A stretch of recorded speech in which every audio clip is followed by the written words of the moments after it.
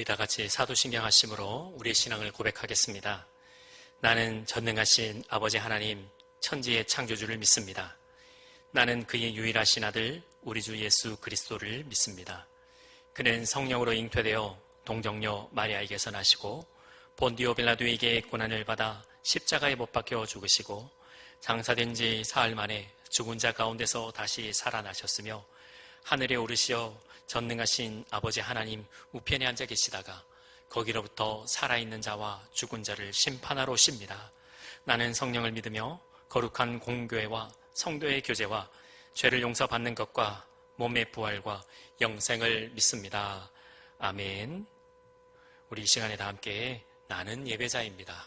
우리 함께 고백하겠습니다.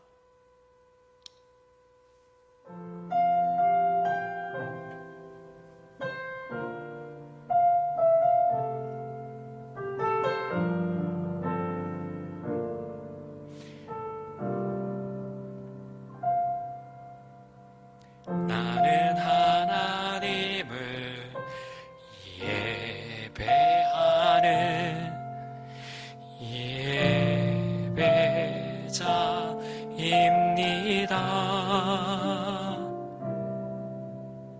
내가 서 있는 곳 어디서나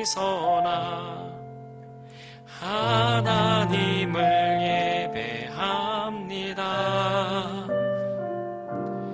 내 영혼 거룩한 은혜를 향하여 내 마음 완전한 하나님 향하여 이곳에서 바로 이 시간 하나님을 예배합니다. 이곳에서 바로 이 시간 하나님을 예배합니다. 이곳에서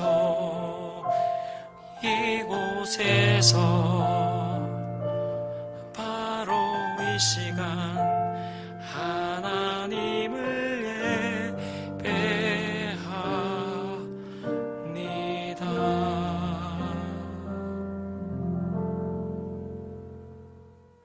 고맙고 감사하신 하나님 아버지, 오늘 이 시간 하나님을 예배한다고, 하나님만 예배한다고 고백했습니다. 하나님, 우리와 함께하여 주옵소서. 오늘도 주님께서 우리와 함께하여 주셔서 오늘도 주님을 만나고 깨닫고 우리의 심령이 주님을 향한 사랑으로 뜨겁게 타오르게 하시고 새로운 결단과 변화를 이루게 하여 주옵소서. 또한 우리 인생을 하나님의 은혜로 둘러 진쳐주시고 하나님을 섬기며 오늘도 영성 예배를 드리는 모든 하나님의 백성들, 주의 종들에게 하나님의 크신 사랑이 임하게 하여 주옵소서. 더욱 뜨거운 사랑으로 중심을 담은 진실함으로 주님께서 허락하신 사명을 감당하는 모든 하나님의 백성들에게 은혜를 베풀어 주시옵소서. 예수님의 이름으로 기도합니다. 아멘. 먼저 말씀 읽기 전에 교회 소식 함께 나누겠습니다. 9월, 10월호 매일 성경을 우편 발송했습니다. 받으신 분들은 큐티하신 그 인증샷을 우리 임원들에게 보내주시면 선물을 드리도록 하겠습니다. 그리고 오늘 함께 예배 드리신 분들은 우리 교회 유튜브 채널에 다대중앙교회 유튜브를 보시고 그 영상 밑에 댓글을 달아주시고 좋아요와 구독을 해주시기 바랍니다. 그 완료하신 분들에게 소정의 선물을 드리도록 하겠습니다. 꼭 좀 동참해 주시기를 부탁드립니다. 계속해서 코로나19 바이러스 퇴치를 위해서 계속해서 기도하고 있는 줄 압니다. 계속해서 기도해 주시고 건강에 유의하는 우리 청년부 되시기를 소망합니다. 그리고 모든 순서, 모든 프로그램에 적극 동참하시는 해피랜드 공동체 우리 청년부 되시기를 바랍니다. 그리고 궁금한 상황들은 우리 임원들에게 문의해 주시기를 바랍니다. 오늘 우리에게 주시는 하나님의 말씀입니다. 오늘 우리에게 주시는 하나님의 말씀은 사도행전 4장 1절에서 14절까지입니다. 사도행전 4장 1절에서 14절까지 말씀입니다. 한 절씩 교독하겠습니다. 제가 먼저 읽습니다. 사도들이 백성에게 말할 때에 제사장들과 성전 맡은 자와 사두개인들이 이르러 예수 안에 죽은 자의 부활이 있다고 백성을 가르치고 전함을 싫어하여 그들을 잡음에 날이 이미 저물었으므로 이튿날까지 가두었으나 말씀을 들은 사람 중에 믿는 자가 많으니 남자의 수가 약 5천이나 되었더라. 이튿날 관리들과 장로들과 서기관들이 예루살렘에 모였는데 대제사장 안나스와 가야바와 요한과 알렉산더와 및 대제사장의 문중이 다 참여하여 사도들을 가운데 세우고 묻되 너희가 무슨 권세와 누구의 이름으로 이 일을 행하였느냐. 이에 베드로가 성령이 충만하여 이르되 백성의 관리들과 장로들아 만일 병자에게 행한 착한 일에 대하여 이 사람이 어떻게 구원을 받았냐고 오늘 우리에게 질문한다면 너희와 모든 이스라엘 백성들은 알라. 너희가 십자가에 못 박고 하나님이 죽은 자 가운데서 살리신 나사렛 예수 그리스도의 이름으로 이 사람이 건강하게 되어 너희 앞에 섰느니라. 이 예수는 너희 건축자들의 버린 돌로서 진 모퉁이의 머릿돌이 되었느니라. 다른 이로서는 구원을 받을 수 없나니 천하 사람 중에 구원을 받을 만한 다른 이름을 우리에게 주신 일이 없음이라 하였더라. 그들이 베드로와 요한이 담대하게 말함을 보고 그들을 본래 학문 없는 범인으로 알았다가 이상히 여겨 또 전에 예수와 함께 있던 줄도 알고 다 함께요 또 병 나은 사람이 그들과 함께 서 있는 것을 보고 비난할 말이 없는지라. 아멘.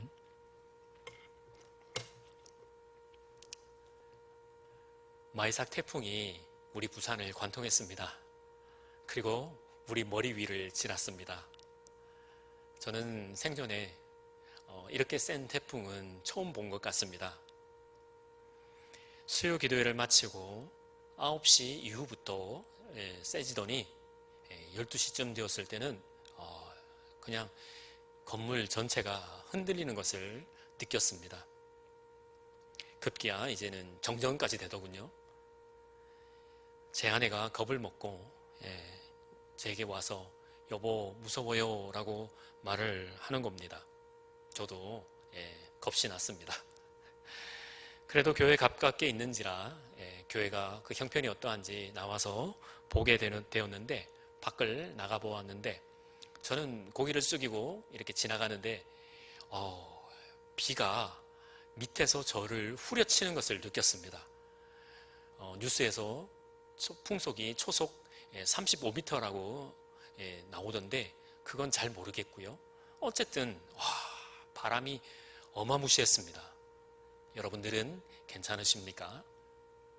밖에 나가보니까 간판이 다 떨어져 있고 막 다리도 무너지고 그런 뉴스를 보았습니다. 이렇게 두렵고 힘든 태풍 처음인 것 같습니다.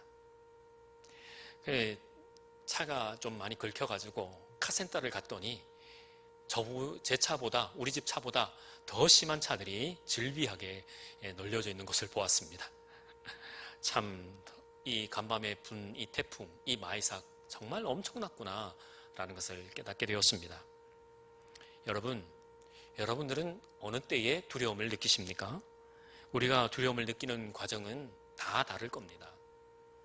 두려움을 느끼는 상황도 다 다를 거지만 이 두려움이라는 것은 그 정의는 이렇습니다.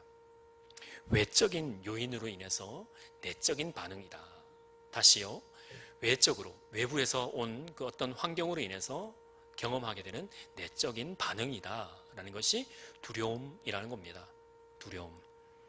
두려움이 생기는 이유는 어떠한 일을 경험했을 때 처음 느끼는 것이 아니라 그러한 일들을 계속해서 반복적으로 생겼을 때 그것이 이제 배가 되고 증가되어서 더 두려워지고 더 힘들어지는 거죠.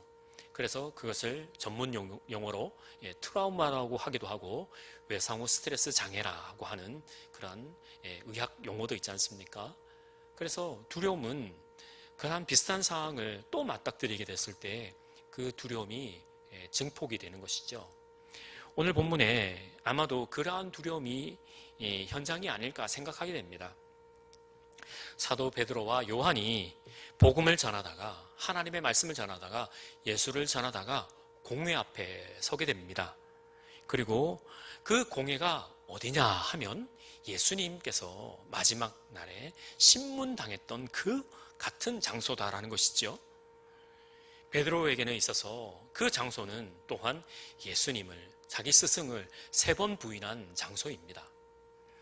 6절 말씀을 보면 어떤 사람이 있는지에 대해서 또 알려주고 있는데, 대제사장 안나스와 가야바와 요한과 알렉산더와 및 대제사장의 문중이 다 어떻게 해요?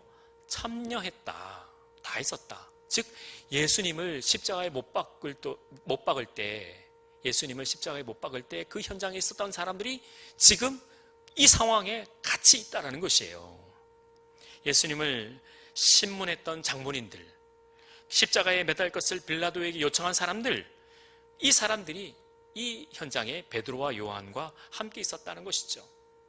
그러면 베드로와 요한의 마음은 어떠했을까요? 아마도 생명의 위협은 느꼈겠죠.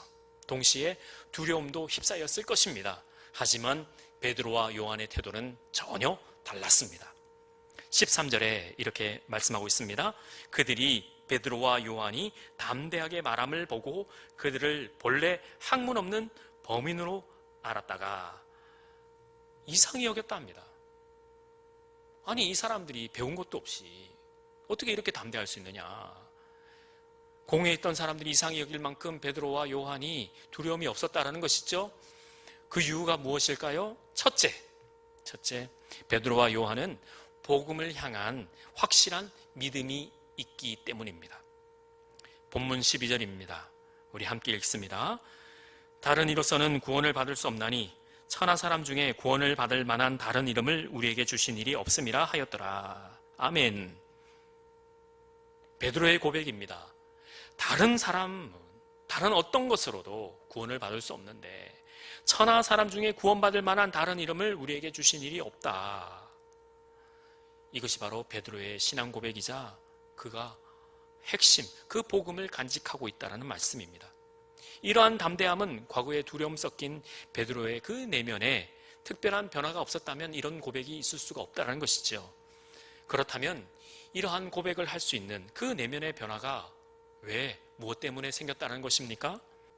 이러한 담대함은 과거에 두려움 섞인 베드로의 내면에 특별한 변화가 없었다면 불가능했을 것입니다. 그렇다면 이렇게 내면의 변화가 가능할 정도로 복음은 대단한 것일까요? 만약 예수님께서 십자가에 달리시고 부활하심이 없었다면 베드로가 이렇게 담대한 태도를 가질 수가 있었을까요? 결국 예수님께서 진짜 부활하신 것, 진짜 생명이심을 베드로가 그 삶에서 경험했고 체험했고 오감으로 경험했기에 그는 담대한 사람으로 변화됐던 것입니다. 복음은 우리의 내면뿐만 아니라 삶의 태도 모두를 송두리째 변화시키는 겁니다. 이것이 바로 하나님의 능력입니다. 고린도전서 1장 14절에 이렇게 말씀하고 있습니다. 십자가의 도가 멸망하는 자들에게 미련한 것이요 구원을 받는 우리에게는 하나님의 능력이라. 아멘. 이 말씀처럼 우리의 능력이 되시는 하나님, 그 하나님의 복음을 믿음으로써 담대해지시기를 축원합니다. 둘째는 성령의 충만함 때문이었습니다. 베드로가 이렇게 담대하게 외치는 이유는 그가 신학을 전공해서, 그가 기도원에 올라갔다 내려와서, 또한 그가 갑자기 지혜로워져서 영리해져서 때문이 아닙니다. 억울함을 호소하기 위해서 애쓰는 것도 아니었습니다. 그는 오히려 이 비밀을, 이 사실을 몸소 체험했기 때문에 오히려 당당하게 진리를 외치고 있습니다. 성경은 그 이유가 성령 충만함 때문이라고 말씀합니다. 8절입니다. 이에 베드로가 성령이 충만하여 이르되 백성의 관리들과 장로들아 라고 말하고 있습니다. 뭐라고요? 성령이 충만했다. 성령이 충만했다. 담대해졌다라고 말씀하고 있습니다. 옳은 것에 대한 확신, 이길 수 있다는 확신, 하나님의 보호하심이 그 약속이 수반이 될 때 담대함이 생성되거나 확장될 수 있는 것입니다. 그런 의미에서 성령은 우리 안에 내주하고 계십니다. 이러한 하나님의 능력이 우리 안에 있다라는 것을 감사히 여기시면서 담대하게 하나님의 그 복음을 선포할 수 있는 우리 해피랜드 청년부 되실 수 있기를 소망합니다. 그것은 단순히 능력으로 주어지는 정도가 아니라 그분의 존재적 강인함이 함께하고 있다는 것을 의미합니다. 이것이 성령의 충만함에 대한 올바른 이해입니다. 성령의 충만함을 입었다라는 것은 하나님의 능력이 우리의 삶의 자리 가운데에 실제로 일어나는 것이고, 우리의 삶의 자리에서 하나님의 임재하심이 드러나서 그것을 하나님의 말씀으로, 하나님의 성품으로, 하나님의 크신 은혜를 우리가 나누고 베풀어주고 그 사람들과 함께할 때 하나님의 능력이 함께합니다. 그때에 우리의 성령 충만함이 우리 삶의 자리에서 흘러넘치게 되는 줄 믿습니다. 두려움은 우리 누구에게나 있습니다. 그러나 두려움의 지배를 받는 삶은 피폐해질 뿐이고, 두려움을 이기는 삶은 활력과 생기가 넘쳐나게 될 것입니다. 여러분들께서 어떤 편을 선택하시겠습니까? 두려움 쪽에 선택하시겠습니까? 아니면 하나님의 크신 사랑에 그 담대해지기를 소망하십니까? 답은 뻔하지만 그 선택은 참 힘들고 어렵습니다. 이럴 때일수록 우리가 기도해야 합니다. 말씀을 맺습니다. 참 힘든 시기를 지나고 있습니다. 어디로 나가야 될지, 무엇을 선택해야 될지 정부가 발표하는 데에 따라서 2단계가 되는지 2.5가 되는지 3단계가 되는지 어떻게 될지를 모릅니다. 어려운 상황 가운데 있습니다.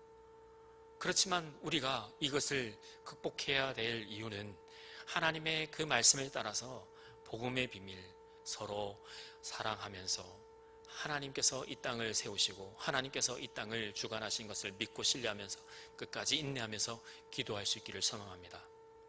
이 범인, 평범한 사람인 줄 알았던 이 베드로가 실제 예수 그리스도의 부활하심을 체험하고 또 그 부활하심을 담대히 선포했을 때 그 성령이 충만했던 것과 같이 오늘도 우리가 힘들고 어려운 상황 가운데 그 문제만 보지 않고 크신 하나님의 은혜를 바라보면서 살아낼 수 있도록 우리가 하나님 앞에 더욱더 기도하고 그 성품을 하나님께 초점을 맞춰야 될 줄 믿습니다. 따라서 우리는 이 어려운 가운데 있어도 예배자로서 정체성을 잊지 마시고 또 하나님 앞에 기도하는 자로서 그것을 끈을 놓지 마시고 사무엘의 고백과 같이 기도를 쉬는 죄를 범치 않도록 끝까지 최선을 다하는 저와 여러분 되기를 간절히 소망합니다. 기도하겠습니다. 하나님 감사합니다. 오늘도 우리와 함께하여 주시고 진리를 지키고 끝까지 예수 그리스도의 그 십자가의 복음을 간직할 수 있는 은혜를 주시옵소서. 그래서 각 사람 성전된 몸으로서 세상의 빛과 소금이 되기를 소망합니다. 하나님의 그 놀라운 사랑을 가슴에 품고 살아갈 수 있도록 하나님 함께하여 주시고 우리를 이끌어 주시옵소서. 우리는 하나님의 형상으로 지음받은 하나님의 자녀입니다. 이 세상에 발을 딛고 살지만 아무도 이 세상에 속한 사람은 없습니다. 예수 그리스도를 만왕의 왕으로 모시고 그를 배우고 따르며 순종하기를 원합니다. 누구를 만나든지 예수 그리스도가 하나님의 아들이며 우리를 구원한 구원자라고 증거하는 그리스도의 증인이 되겠습니다. 예수님처럼 형제자매들의 발을 씻길 줄 아는 사랑의 종이 되겠습니다. 하나님께서는 우리가 세상의 빛이요 세상의 소금이 되기를 원하고 계십니다. 지금은 세상 끝날까지 우리를 버리지 아니하시고 함께 하시는 성자 예수 그리스도의 은혜와 무한하신 하나님의 사랑하심과 우리를 진리 가운데로 인도하시는 성령의 감화 감동 교통 역사하심이 오늘 두렵고 떨리고 힘든 가운데서도 하나님의 그 복음의 비밀을 알아 하나님의 능력에 힘입어서 담대하게 살아드리기를 소망하는 해피랜드 공동체 청년 한 사람 한 사람 머리 위에와 이 교회와 나라와 민족 위에 이제로부터 영원토록 함께 하시기를 간절히 축원하옵나이다. 아멘.